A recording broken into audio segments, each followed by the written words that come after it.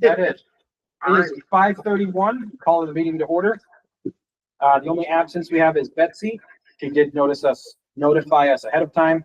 Danny is going to fill in for her on the quorum, so we are 8 of 8. Are there any additions or adjustments to the agenda? Brian and Karen? Nope. So with that, the next item is the consent. How It should many only did be you say? 7. 8 of Yeah. 8. Oh, is it seven? Seven. Yeah. 4, 5, 6. Oh, sorry. That's okay. I don't think I have an agenda. Are there? I got you. They're up on the. Did I miss one? Okay, I'm sorry. Thank you, Brian. All right, next on the list is consent agenda, approved minutes of August 21st, So 2025. Second. Thank you. That was Rachel, correct? Yes. It's been moved and seconded. Anyone have any questions or comments? All in favor? Opposed? Abstention.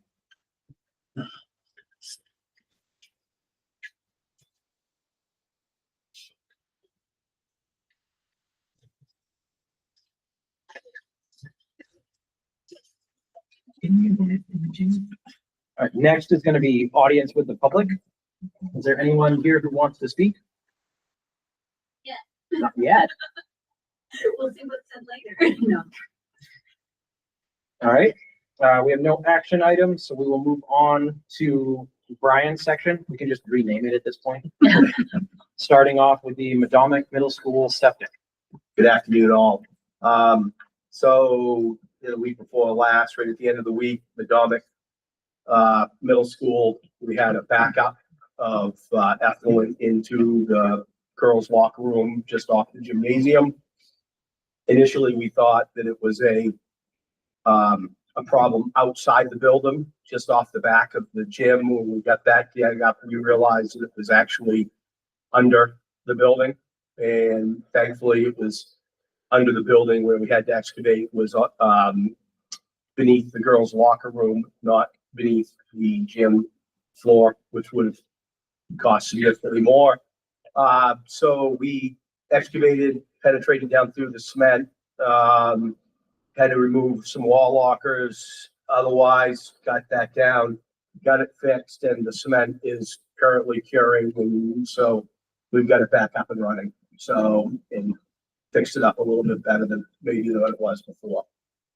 So we were able to put in an interim fix to get it going with just water, but now we're 100% up and running. So good news on that. A lot of much appreciation to Rock Coast Plumbing and Steve Vanna from Vanna Construction. They both jumped right on it fast and gave us everything we had to do. So they had to dig down. Once we got through the cement, they had to dig down. It was about 4 feet down through the sand to get everything opened up enough to be able to do their work. So much appreciated on that. Any questions? Yeah, so what was the cause? Pipe broke, schedule 40, 4-inch pipe cracked, which I'm assuming is probably a byproduct of the building settling. And snapped it right off clean. So we put a new one in there. Was there much contamination underneath? Very little, as a matter of fact. Yeah, I think that the sand created where the problem, there was a slight lip that was created. And so for effluent, it was no problem. It was the solids that after a while, particularly paper, would get caught up on that lip and it would build up, and then that would create the blockage.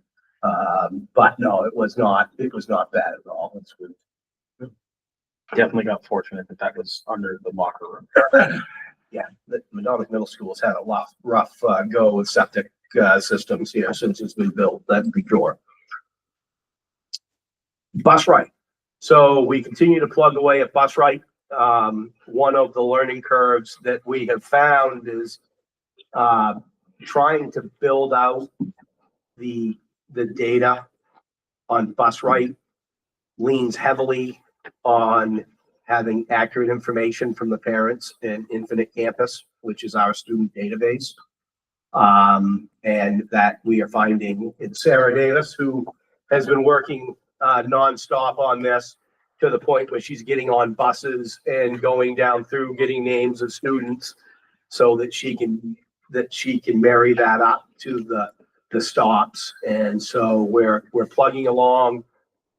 Sarah's doing an amazing job on that, and simultaneously we're getting all the brackets installed on the buses. I think that we will probably be able to start running at least a few of the buses fairly soon with them and start doing kind of a beta test to see how the information goes. Sarah and I had a conversation with Maggie Massingale, who's the transportation director at Camden. They've had this software in play now for a couple of years, and she recommended that we do not rush to opening up the parent app on this. Make sure that we've got everything working correctly, or it turns into a bit of a quagmire pretty quickly.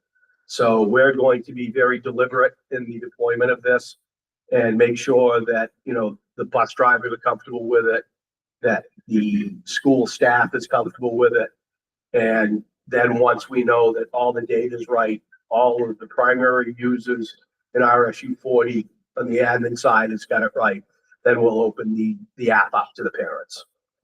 So we may not be able to hit that 1 September date that I had published as a tentative date for bringing the app online, but we're hoping we won't be far off. I just want to make sure that when it goes live, that it's a good product. So. Any questions on bus ride? When you do the beta test, will you pick like one building or a couple different routes? We'll have a couple of different routes. We'll go live with all the schools for sure. They'll all have it. So we certainly will want to make sure that the folks in the schools are comfortable with the program. They know how to look at it. They know how to do any management on their side that they need to as well. Because there'll be some parents that won't get the app. They'll still do the tried and true call into the school and say, hey, where is where's bus, whatever, 2, 3, whatever it may be. And the thing that this would be useful for is that they won't have to go on the radio. Bus 2, what's your current location? Bus 2 is down in the hollow somewhere in a low spot. They don't hear them. And then they're going back and forth. And so they'll just be able to look right on the screen and say, okay, there it is. There's your stop. We've got 3 kids out. They're 6 minutes and 30 seconds approximately away from being there on your front steps. And now that we're a couple of weeks in, other than trying to figure out information, making sure all of our information is right for our kids, are the drivers liking it? We don't have it on the, Oh, it's not we don't have it operating in the buses yet. at all. Not at all. Oh, okay. Because we don't have we're still trying to get all the data right. Okay. Yeah. That's what Yeah. Okay. Yeah. Thankfully, this is a one-time thing. We certainly, I did not anticipate, I didn't do my homework enough to realize how much the first time setup was going to be, how much hassle that was going to create. Mhm. In future years, we'll have, 90% of all the data will already be in the system. All we'll be doing is updating any transfers and then your new pre-K and kindergarten students. So Okay. I'm hoping that next year, and I bet Sarah's hoping even more that next year is a much smoother transition as we prep to bring this back to get it going again for next year. Okay, cool. Fun one now, personnel. Yeah, so for transportation, we are currently still down an MCST driver that we have being covered by, help me out, Luke's Transportation, thank you. And then we have 2 openings right now, one in Waldoboro, one in Warren. The driver who is retaking her test that has been in our internal training program retakes her test on the 25th. So the only part that she needs to retake is just the parallel parking.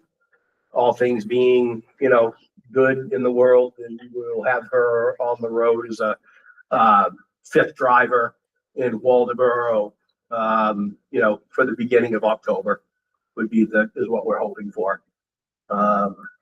Which will be good. That'll be great because we've got a couple of buses in Waldeboro that are absolutely packed. Absolutely packed. Kind of rolling back to the MCST. Last year, student use of the MAC really has grown a lot in a year or so.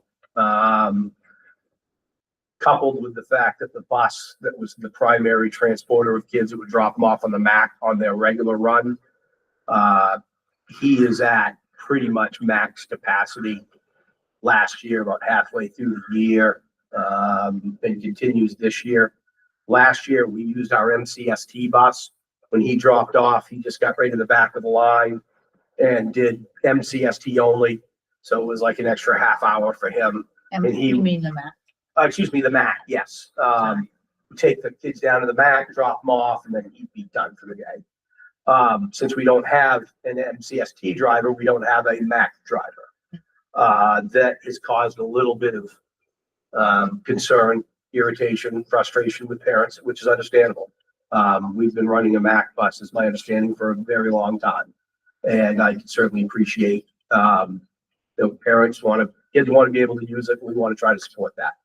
I think that we've got a plan now using a different one of the other buses in Warren that'll give us an opportunity to potentially transport 15 to 18 students, at least down to the MAC. So we'll at least get some of the students moving. And I will probably leave that up to the principals on how we want to manage that and which kids get to go and which kids don't get to go. Brian, Melvin asked what the MAC is. That is the Mid-Coast Athletic Center. It's on Route 1. If you go past Route 90, come up Maritime Farms is on your left. There's a road that cuts down, and then the next building, brown building, looks like a big, Used to be Steel Wheel Rods Where and the fitness Custom. center is? yes. Yeah. Remember the custom car place? Yeah. That used to be that. Students use it for athletic type things. It's not a school function. It's something that their parents pay for them to go to after school to do. That's all I know. But we supply the transportation. We have. When available. Or after school? It's, Yes. Okay. I don't know that much about what the children do on that. They can play basketball. It's like open gym time, so they play basketball, or they can use, if they're over 14, they can play, work out in the gym. Pretty much, that's it. How many students do we normally have that are going to MCST on any given day? It depends on which day it is. Yeah. One day, the MCST, it's packed, and the other day, it's about half full, Okay. depending on the blue or the gold day. And I can never remember which one is the full one, and which one's the not so full one.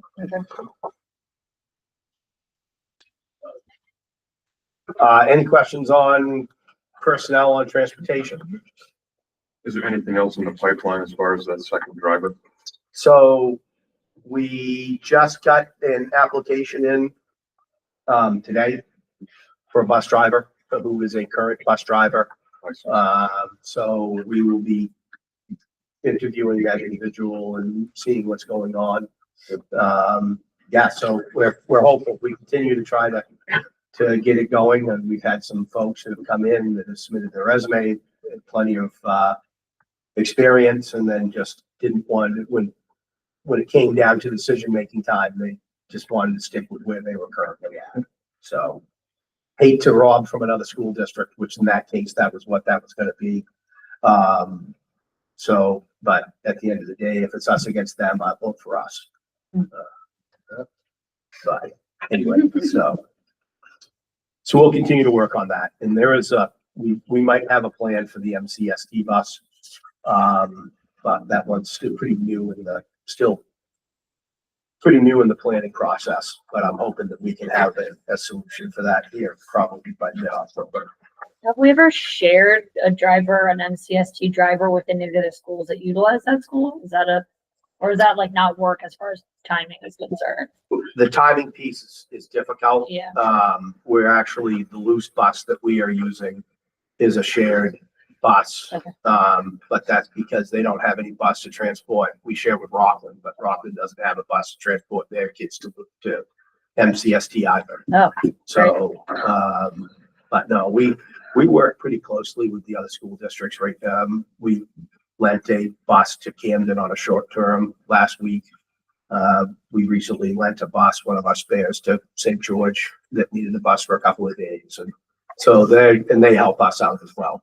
Maggie Mascadero and Camden in particular is somebody we work together quite often on stuff.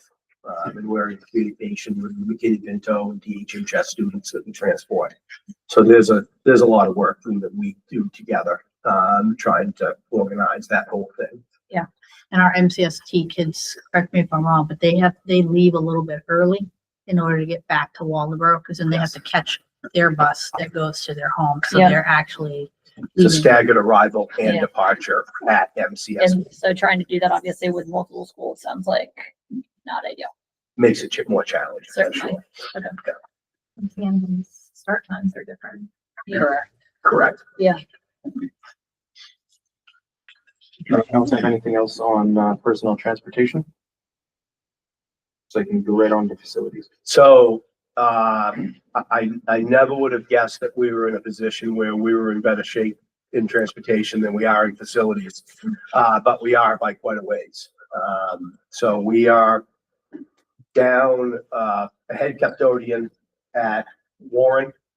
We had one of our maintenance folks who said that he wanted to go to Warren to do a lateral transfer. After a couple days there, he said, I'd like to retract that, go back to maintenance. And I said, well, you can come back to maintenance, but you gotta stay there until I find a replacement. And then we're still down with 3 custodians at the high school, night custodians at the high school. And, 3 out of 5. So we've got the head custodian and 1 night custodian. So basically 3 out of 4 night custodians. And so we're backfilling that with, Paul Huber, who works there at the here at the central office. I've got him over there. Dean's covering here. Larry Jensen, one of our maintenance guys, he's ending his day in there. We're bringing other people in. So it's a piecemeal.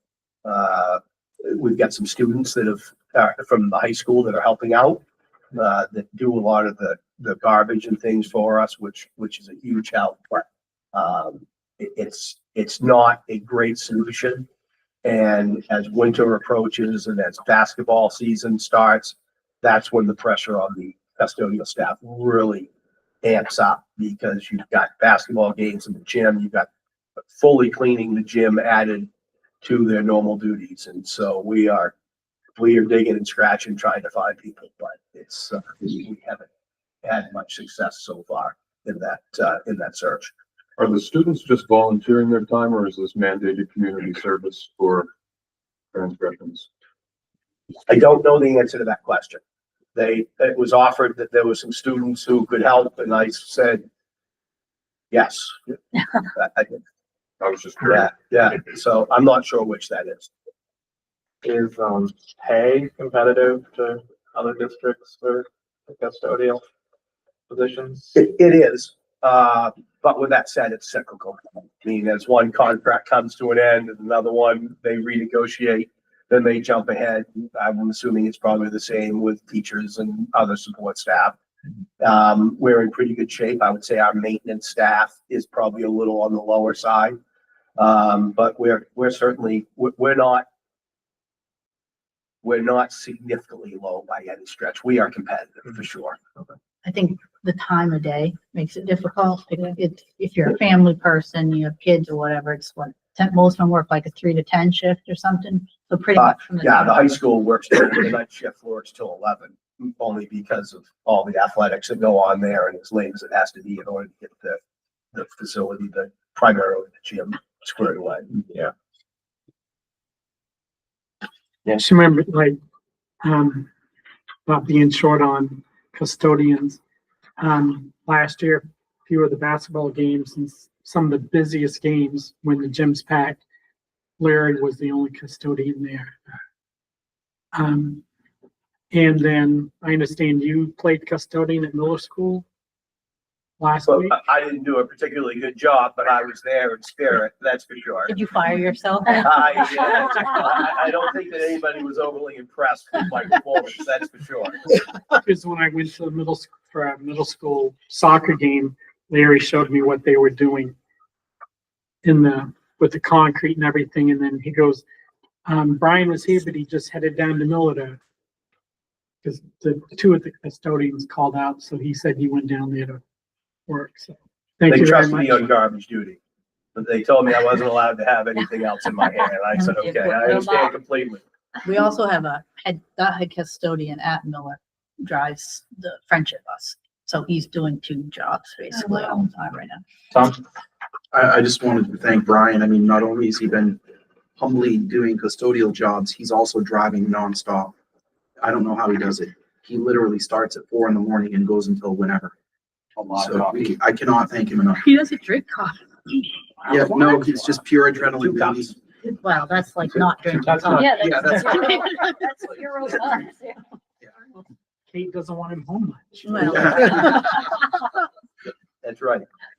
So you're going to camp this weekend? We'll see, we're hoping so, we're hoping so. Unless Karen calls? If all goes well. I still got some firewood to put up. Anyone have anything else on the personnel as far as facilities goes? Yeah, just the same question as transportation. Is there anything in the pipeline, any applications? Nothing. Currently? So we've had some applications here in the past that, for a number of reasons, were not suitable. I want to make sure that, I don't want to just fill spots. I want to make sure that we've got somebody that's gonna perform. So, and for a number of reasons, those 2 or 3 that we had were not suitable. we have been running ads in the newspaper. I don't know that that's worked out really well, not knowing whether anyone really reads the newspaper or even the electronic version of it. We have used Indeed for some administrative jobs, so we may have to try that. I don't know if there's any other of those. Used what, Karen? It's called Indeed. Indeed. It's typically used more in the business world because it goes out to the whole country. Unfortunately, with that, people can set up a resume that will basically blow out to any job. So you'll get a custodial job and they live in LA or something. Yeah. So you have to weed through a lot of garbage to get to some stuff, but we may have to consider, Has these positions been posted on the district website? yes. We had a banner for a while, kind of saying it, but it's always out there. And it's on the sign too. At the end of Mantown, is Yeah. it? I don't go that way too often. We're not the only ones. The other facilities directors around, everybody's having a hard time. Oh, filling the yes. Custodial positions. A hard time, so. And outsourcing this would be financially devastating. I took a look at it. Yeah, and For a couple of people it was like $5,000 a week for 2 people for 6 hours a day. It was just, I don't know. Unsustainable. I don't know how that any school district could do that, quite frankly. So we'll continue to plug along. On a more exciting note, the MVHS capital improvement presentation. Yeah, does everybody have a copy? Are there some extras over there, Brian? Yeah, okay, and we do have some there for the staff, so, I wanted to give everybody kind of an update, a status update on where we stand on this. As many of you may recall, it started in the facilities, subcommittee with, Julie, asking to take a look at a potential going back to the taxpayers, on a bond or to increase our budget to do some improvements in Madomic Valley High School. That was in response to the most recent capital construction list that was released by the state here a few months ago. Unfortunately, Madomic Valley High School did not move up that list at all. And so it has become clear that Madomic Valley High School is going to be our high school certainly for probably another 20 years at a minimum, but I'm guessing it'll likely be longer than that. So we started working along, and so this presentation is to just let you know where we stand right now, how I see it going forward, and also to get confirmation from the board that this is still your desires for me to move forward on this. So on that second page, you can see the agenda. And this presentation will be the base model for what I will continue to build into it as we get more information. But we'll start from here. So as many of you know, this has been a process dating back, well, basically since when I first joined the district almost 6 years ago. At that point, we were affiliated with Siemens Corporation, and they had done a full facilities review for the district. I think there were a few of you here that it took us some time to get that presentation from them because COVID struck. And so, but we had a paper copy of that that gave us a full assessment of all of our mechanical services in the district. Talking to administrators and staff, talking with our vendors. Pardon me. We have aligned with energy efficiency investments. And also during the bond in 2023, we had paired up with Harriman Associates, and we are now teamed up with Nova Studio Architects for our architectural review and assessment. And then there's the 2025 DOE capital construction list, and the aforementioned list and where we stand on it. The objective for this is to create a fiscally responsible plan. We're looking to improve Mahomet Valley High School. You can see the areas that I am focusing on for the improvements. I will tell you that what is going to be probably the biggest piece of how much a project is going to cost is that fourth bullet, the asbestos, on how far we want to go on this. Because if we want to get rid of all of the asbestos, all of the tile, all of the ventilation, insulation, if we want to do all of that, that piece alone is probably going to be well in excess of $10 to $15 million. So that is not, I'm waiting for the information, so I will not make a final recommendation at this point, but I think we're going to be hard pressed. The tile is still in pretty good shape. As long as we keep wax on it, keep it enclosed, then it's not a health threat. I think that potentially we're going to want to take a look at the insulation on the air handlers and on the HVAC systems. But we're in that process now. We're going through that evaluation to see what right looks like. Any questions so far? All right. So I wanted to go back just a little bit and just kind of remind where we started here in 2023 and where we look now. So this was in 2023 when we were looking at the bond. This was the district priority list that I created from input with Tyler Etheridge from Siemens. He's our primary technician for all of our HVAC. I defer to Tyler almost exclusively on anything when he tells me the priority for HVAC.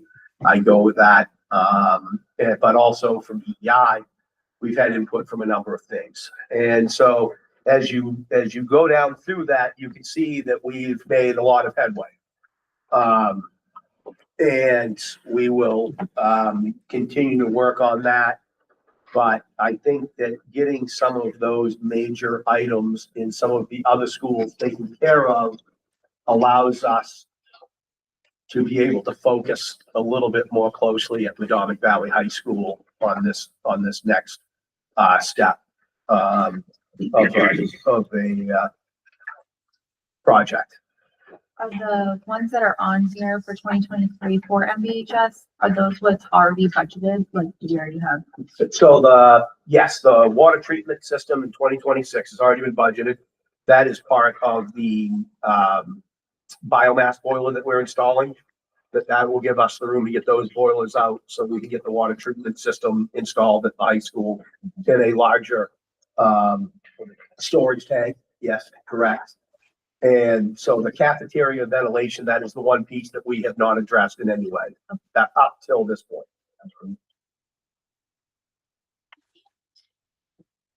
At all? No price tag, nothing. In the information. Well, we know it needs to be fixed. We know that for sure. But we have not taken any steps towards, other than keeping it hobbling along, which Tyler does. It's just in a bad spot. It's, you gotta go in the kitchen, you gotta take off a ladder, climb up into the ceiling, and it's old, it's hard to service, and it doesn't do a particularly good job.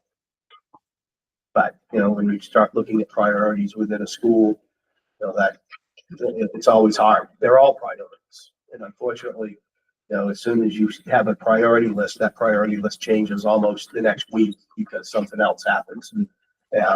But I did want to just show that, you know, we've made it with your support and your approval, and the taxpayers, we've made a lot of progress on a lot of problems that we've had in the district. And so many thanks go out to a lot of people for that.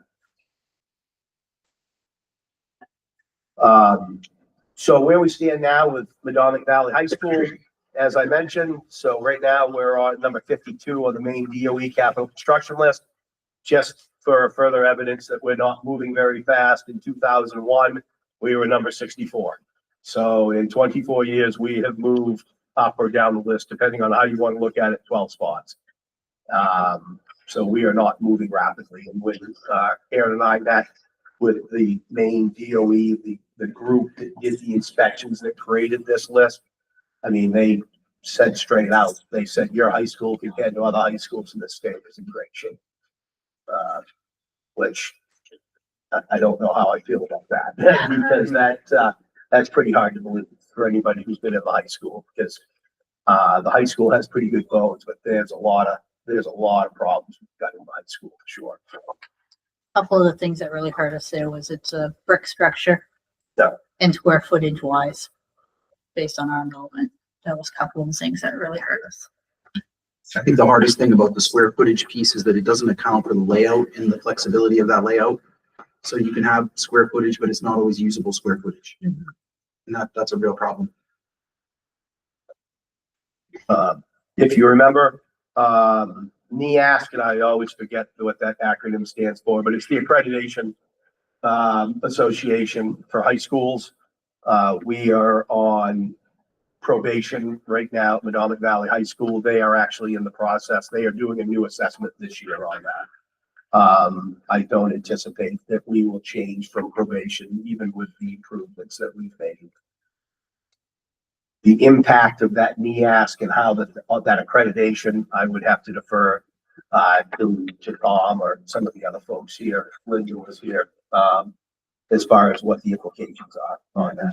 We've been on it for quite a while. I just don't know how long. And Linda's not here. Julie, do you remember how long we've been on it? A long. A long time. Like, Like, no, I'm thinking something like 5 years. I don't, is it right before? It's at least the COVID? last two reviews. I have. There's a feel like point it's where fine. NEASC will say that they will not accredit us if the facility is not. The last district I worked in built a new high school because NEASC said no. So that's So- what the probation is. Yeah, there is a point where NEASC will say, we can't give you a high school accreditation because of your facilities, and I have actually seen it happen before. So I think it's not just a threat. I think they're just giving us a chance to work it out. It's that they recognize that we're trying, right? But I do want to be clear. There is a point where they will say no, and I have seen it happen before. I don't know where that is. I don't know if it's 2 years or, right? Like if they keep putting the pressure on it and they see us doing things, they might give us a little bit of grace to work on it. I just want people to know that it's not just a veiled threat.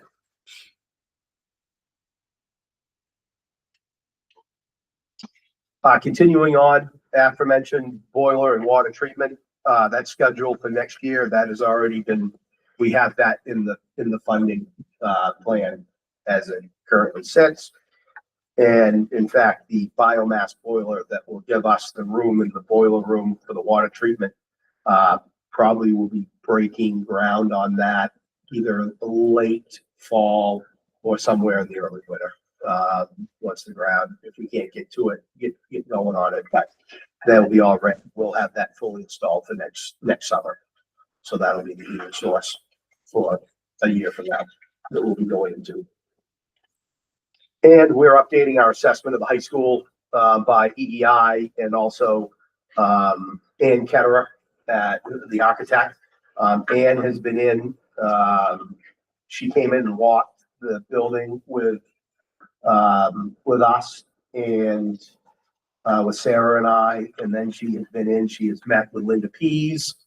And then she has also been in, just doing some additional checks and things. I've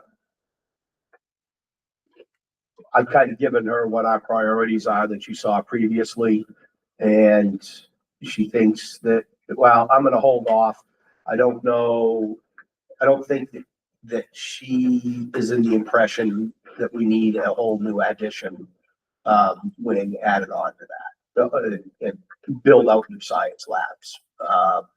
That's a high cost. I don't think she's looking at other options on how we can redesign the current space to meet the goals. So more to follow at some point here in the near future. Again, if the board tells me to continue on, we'll get Ann in here and we'll give you a more thorough evaluation on where we stand and things like that. It's probably November or somewhere along that line. Tom? I just wanted to add that I think it's really important for the taxpayers to hear if people are working hard to repurpose existing spaces and that saves us from building an additional wing, it just is a huge step towards saying that we recognize that we have declining enrollments and that we value our taxpayer dollars and we're trying to get this done in a fiscally responsible manner. And I just don't want anyone to think that we take this for granted. I also think it's really important as this presentation moves forward, that once the figures come in, that it's not just shared as a gross volume amount of money, that it's shared as what it would mean to the impact of a $300,000 home, because it's not like we pay back that money in one budget cycle. It's over a number of years. This is the amortization. This is the impact to each community. I know Karen's great at this stuff. I'm just throwing it out there now that when people hear millions of dollars, I don't want them to think that we're just adding that onto that year's budget. It's a long process to pay that back. And that's part of us being fiscally responsible and recognizing that the impact on today's taxes has to be considered when we make these decisions. I don't think people realize that we're making conscious efforts to use space that already exists to make sure that it's, amortized over a reasonable amount of time. The other thing is the time value of the dollar. The sooner we fix this, the cheaper it is. And I don't think people realize that either. If we had done this in 2017, it'd be a lot cheaper than today. And certainly the pandemic was a rare, weird event that, added to the cost of lots of things. It did lots of things to our economy. But I do think it's important to recognize that, every year that we wait, it costs that much more.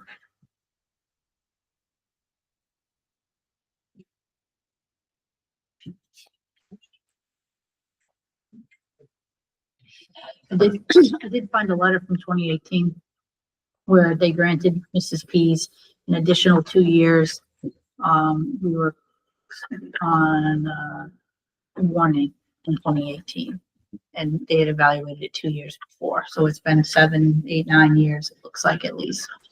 And they gave us a 4-year. In my last job, they gave us a 4-year kind of extension because of the pandemic, right? So they out of that 8 years, 4 years might have just been because I'm just getting nervous, right? We're a long road. That's a long time to be getting waivers for this. Current priority list? Yeah, so the current priority list, so for the high school, I think that, again, these are the areas that we're gonna be looking at. I certainly, one of the key ones is that next to last, which is, I would like to get that greenhouse into the building, the high school building regular, and get us out of those classrooms, the modular building, as well as the greenhouse itself. Both are in pretty much shape. And they are degraded to the point that the juice would not be worth the squeeze to try to bring them up to standard. So that's a key part. I've certainly shared that with Ann.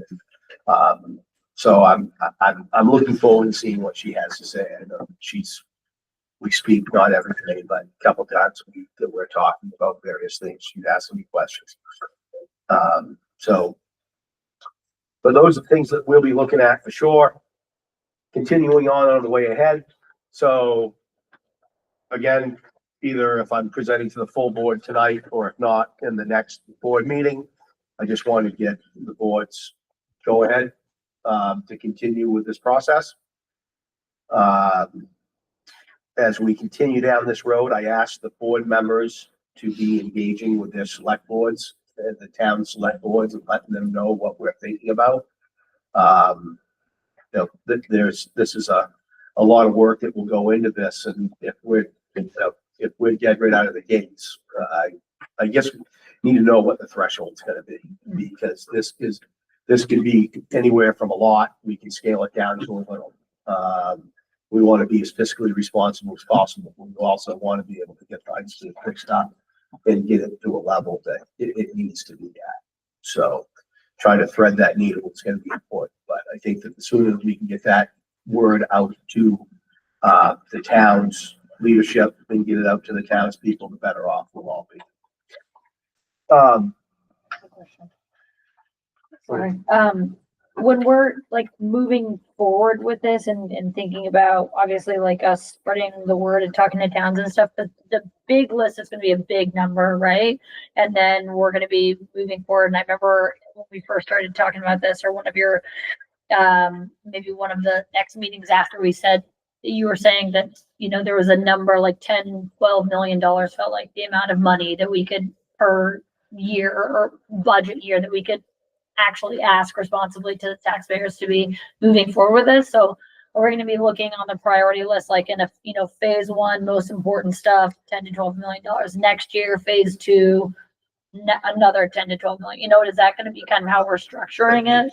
Well, and that's all part that we're going to have to figure out if you remember with the last bond, and I might need some help on this, boss, on how this all worked, but you got approved for a certain level on the loan by the taxpayers, by the voters, but they didn't start paying on that loan until you expended that money.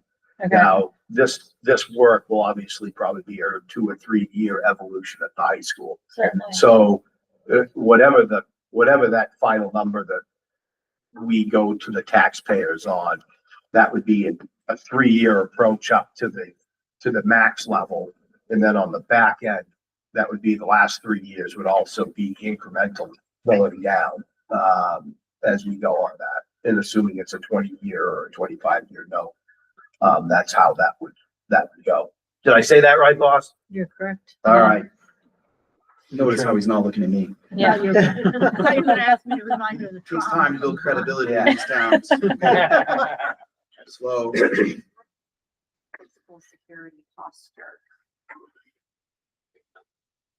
Any number of things that we can do, exterior doors, locks, camera systems. There are a lot of different things that we can do, interior doors, particularly at the high school. Those are not auto closing with fire. And so there's a lot of things that we could do that would certainly improve our physical security at the high school. Not high-end items, things that we could do that would be able to, think that if you remember, I always talked about with any type of a defense, you're always looking about it in depth. You want multiple layers. Every time that somebody who's trying to be in the high school, every time that they hit an obstacle, it slows them down. And I used the down in Nashville with a shooter that actually had video of that individual where they came up to the first door, stopped, fired, got through the first door, hit the second door, it slowed him down, stopped, fired, hit a third door, stopped, fired, got through that one. That bought enough time that law enforcement was able to get there on scene. And so that's what it's all about, as far as I'm concerned, is that we need to build a layered approach to the defense and force them through multiple obstacles to buy as much time for two things. One, for law enforcement to arrive and to react, and also to allow the internal staff to be able to do their part and to react and try to take whatever action is necessary to safeguard our students.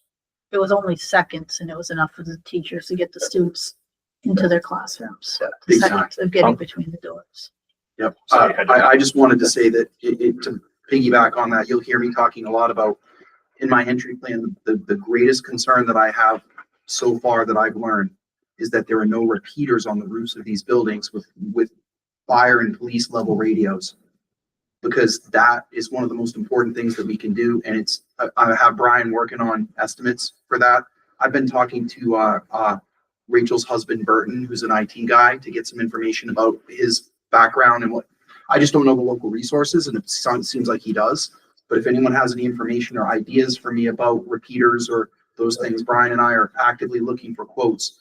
Because what will happen is, if we have police and fire level radios at the buildings will be able to talk to the police and fire immediately, where cell phones will shut down. And then the third piece is that the buildings will be able to talk to one another, which is really important. So I think that the first step is to I love what Brian's saying. Another option too is bollards. We haven't talked about bollards yet. Bollards are really important. And there are grant monies out there. So we can, once I need prices, I need to figure out what the local need is. And then I can start to look for money to help. And if anyone wants to help me or talk to me about this, you all have my cell phone number. Call me anytime. I'm happy to help talk to you. I know it's new to be able to just call the superintendent, but I want you all to call me. If you have an idea that will help me to run this place and build support with the community, I want to talk to you. That's true for folks listening too. Anybody, if you want to help us. Thank you, Tom. Yeah, you're welcome. So the completed update from EEI and Nova Architects, hoping we'll have that like in November. The NEAST report, not sure what type of response, but obviously we want to make sure that whatever we're doing is going to help at least move us in the right direction on getting us on the right side of NEAST. So we do have running parallel to this. You might have remember me talking about the revolving renovation loan that is run through the DOE, and it's not released every year. The amount of money that's in the pot changes from year to year. Usually it's about a $2 million per project cap and a $4 million per building cap. So that application is due next month, and we will absolutely be applying for that across the entire district to try to leverage any money. How that this loan works through DOE is it's half of it is forgiven almost instantly, and then additional monies can be relieved as well, or forgiven as well as you go, and it's a 0% interest rate. So Not to be a Debbie Downer, but as a reminder for everyone here, yes, the state only funded this program. You can correct me if I'm wrong, Karen, but it was like $10 million last time. It was 20 last 20? time, last time, but the year the before whole that was state. only like 5. Yeah. and that's for the whole state. Even though you can get up to 4 for a district, they also don't fund it that way. So Oh, yeah. we can be super optimistic we'll get it. I mean, was it last cycle or cycle before? Rockland School. Rockland got the whole pretty much the plot. majority of it. Yeah. So we can be optimistic, but don't count on it. And I don't think they've come up with the amount yet. It would be nice if What the full pot is, no. it'd be nice if they continued the trend up. Yes, absolutely. And Absolutely. actually fund the program. And I think that we will see the state will be coming out with other pots of money for things. With Karen and I will be with the state, the folks that did the assessment, Scott Brown, who is the engineer for the state DOE. He talked about, loans for school districts that are willing to merge with another school district. So they're looking at ways to force people to consolidate is what the state's looking to do. And I think that applies to elementary schools as well. I have spoken about it. Scout Hegan just opened up their new consolidated elementary school that is 8 weeks through 5 years, 5th grade. So that is the way that they're looking to do. In a lot of the high schools, they're looking to have college universities co-located there, and upgraded, not necessarily a full hospital. They want upgraded services available for students. So we're working on some of those. As you know, we partnered with Lincoln Health there at Madomic Valley High School. They are in presence with a nurse practitioner at the high school. So we are doing some of those things, but I think that that's what they are looking to do is group services into the school system. And we'll continue to assess that. I'll keep everybody updated as much as possible, that information. Can I interrupt for one? So the guidance we've gotten so far on the school revolving renovation is 2 million per building. I'm sorry, 2 million per priority per building, and the priority this round is health, safety, and compliance. But it doesn't say what the total for a district is. Like last time, I think it was 8, was it, for the entire district? 2 per building, but only 8 in total. Well, it was 2 per project, 4 per building, 4 million per building, and I can't remember what the total was for a district. But it's, anyway, it's only 20 million.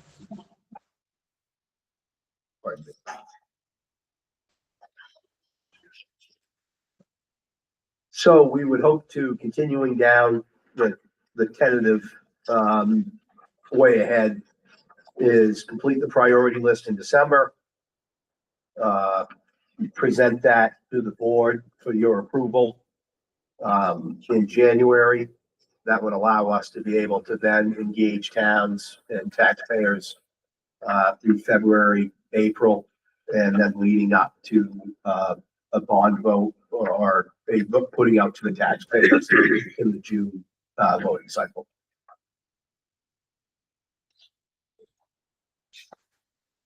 Any questions? All right, so the contacts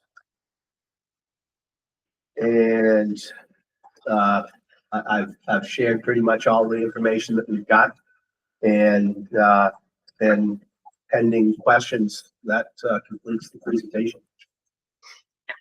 Thanks for tackling this on top of your long list of responsibilities. Danny, so you had that. On the NEAS report, next report that the school has to provide on the special progress report is due May 1st, 2026. And the commission, I would say, usually meets in June. They met this past June. So I'd say they meet in June, so the report's due May 1st. Nicole? Do we have any, based on the bond we tried to do before in each of these line items, what this priority list overall just estimate would be? Well, I think that it's going to be scaled. I think that if we try to address everything in the high school, we'd probably be up in the $40 million. But I don't think that we want to go that way. Well, I mean, everything that you have Yes. here listed as, Yeah, that would be also if we do some additions. I mean, there are some other things there that's going to be part of the discussion and part of the decision making. And I think that the target number I think that's going to be part of the decision making as well. It's, how big, obviously the last bond did not go particularly well. I think I can say that safely. So 75, 80%. yeah, absolutely. But my concern is if we go too low, that we will secure the loan, but we're not going to get done what needs to be done at the high school. And we are certainly not gonna be doing anything that is nice to have on this. We're gonna be going for stuff that needs to be done. And frankly, a lot of it needs to be done, like I said, asbestos. I don't know that we're gonna be able to tackle that one as a whole. As all the asbestos, all the tile, I don't know if we can afford to do that. But ultimately, that would be, unfortunately, your all's job to make that decision, not mine. I'll certainly have a recommendation for you on it. I think that as soon as we start doing construction, adding on to the building, that starts driving the cost up.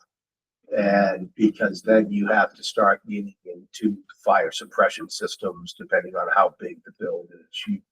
There are all kinds of things that go along with that, that starts driving the price up higher and higher very, very rapidly. So, I think that we want to keep that in mind as well. And this is gonna be we're gonna have to thread this needle a little bit. And I think that this is the key part of the engagement early on, try to get a feel for what life looks like and what people are gonna accept. Well, and I think part of that will also would be my question and taxpayers' questions. What can we do as a district rather than just tack whatever this dollar is as a bond on? What can we do as a district to cut or change or do to make up for part of that cost?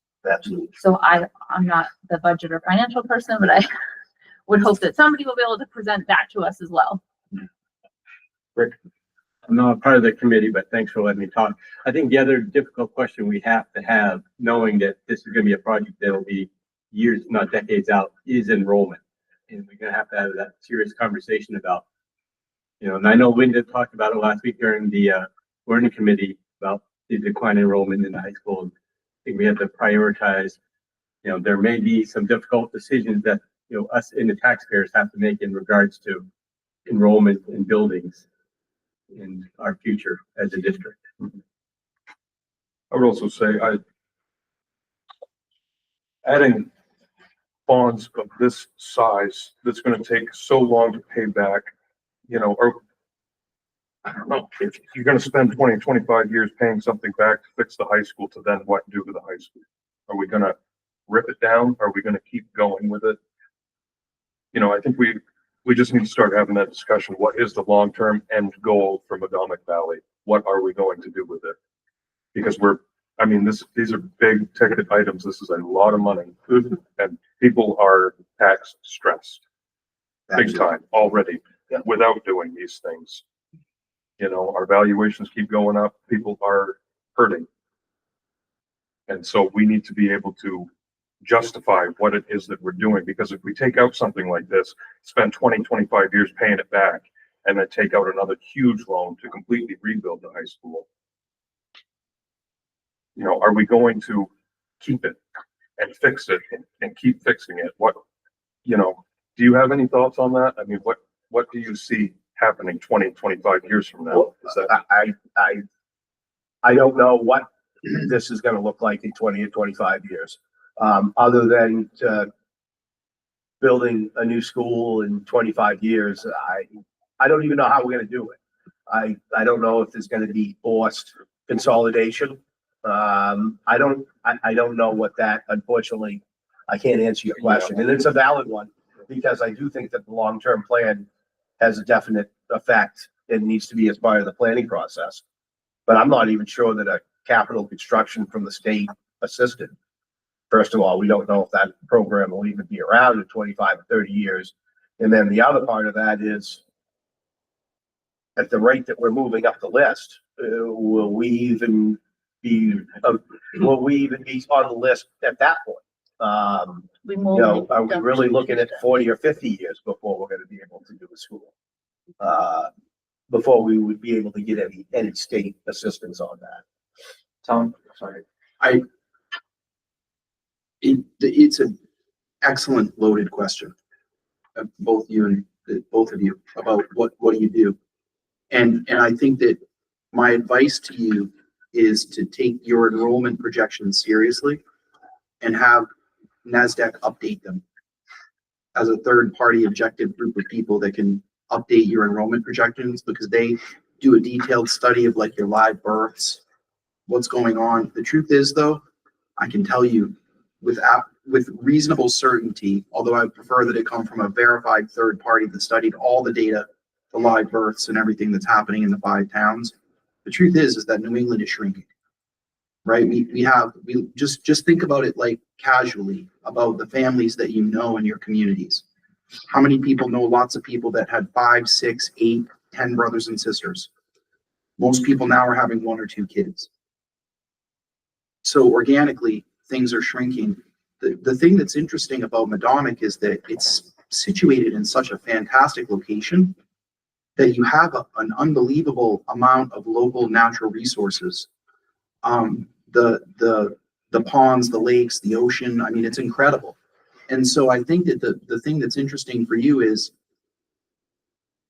if you think about the triangle of your real estate values being one corner of the triangle, and then the taxes being another, and then the quality of the schools being another, your high school is tipping the marbles off the triangle this way because it's so out of date and in so much disrepair.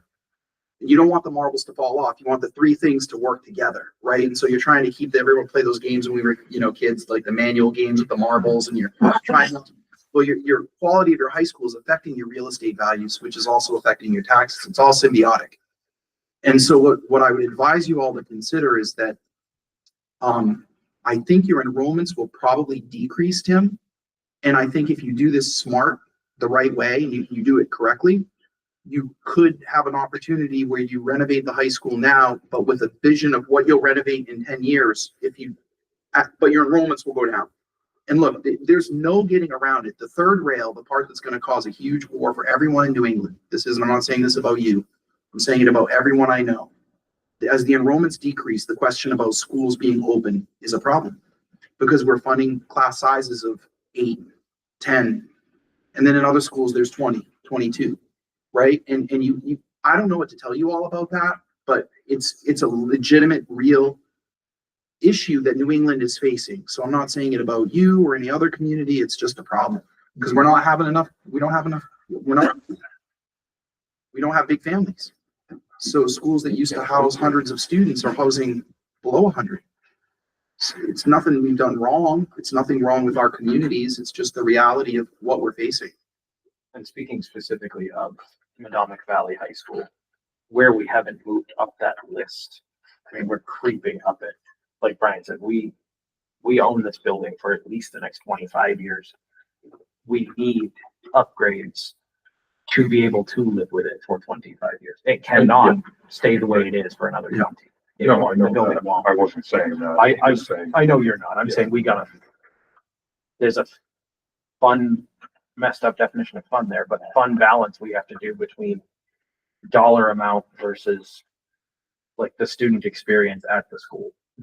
And so that's part of the reason I have a motion written down just to send this presentation to the full board for consideration so we can direct Brian to continue this process and start going through and getting hard numbers from architects, from EEI, continue to pursue this so we can really flesh the whole presentation out and start getting numbers and figures. And talking to the select boards, right? I mean, that's Yes. really important because if we don't do this the right way, it won't pass, and it needs to pass for the kids and for the community. I just don't want anyone to think this is just about the school. It's about the community, right? We want students to come to Medonic and stay at Medonic. And we've got the staff that are just like, they love the kids. It's the facility that's hurting us. Does anyone else have any questions specifically on the presentation itself, or have we all kind of heard what we need to? My last. Sure. The last letter I've seen from the ask is 2023. Is there a newer update? Danny And was is reading. that public information? Yes, Do it I have is. I can get you a copy. That'd be great. So looking at what's on that list, of course, I don't have the most updated one. And I understand what you're saying about we probably don't need a new wing. We just need to make use of what we have in a better functional way. one thing I want to make sure it gets addressed is the traffic pattern. So even if there isn't a new wing, let's make sure we can get those two wings connected The somehow. foot traffic pattern. The foot Yeah, traffic traffic. pattern. That's one of the things that they've That done was, us on. that's on their list, and I don't want that to get forgotten about, because I think that's probably a big piece of the list here. Or back.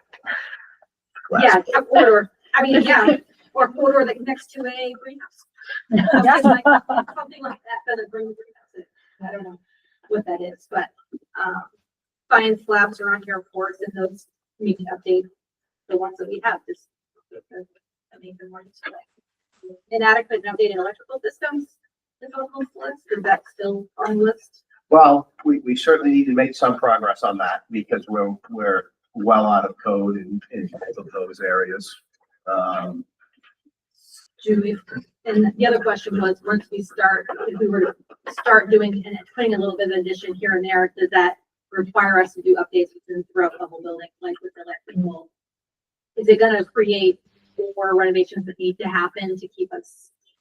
There are certain systems that will get taxed rather quickly, like fire suppression or something like that. Yeah. So, Well, that's what I'm thinking about, is with the fire, but so before we were saying you're up for this addition, it means we have to redo the whole building for. For fire suppression, potentially, yes. And there's a size, there's a percentage of increase in the building that then triggers that need.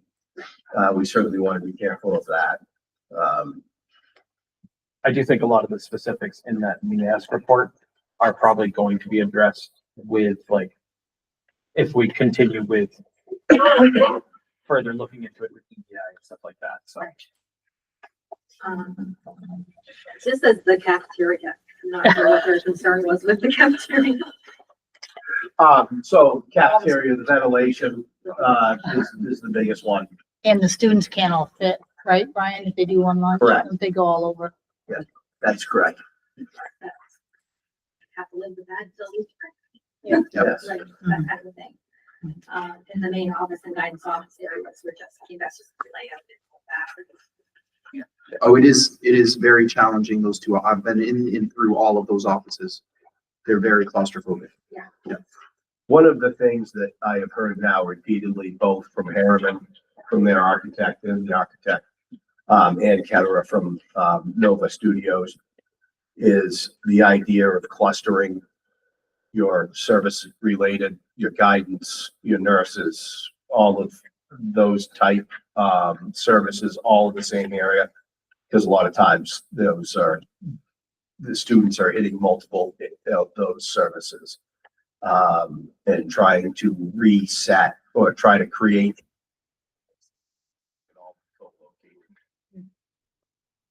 Anyone else have any questions on the presentation?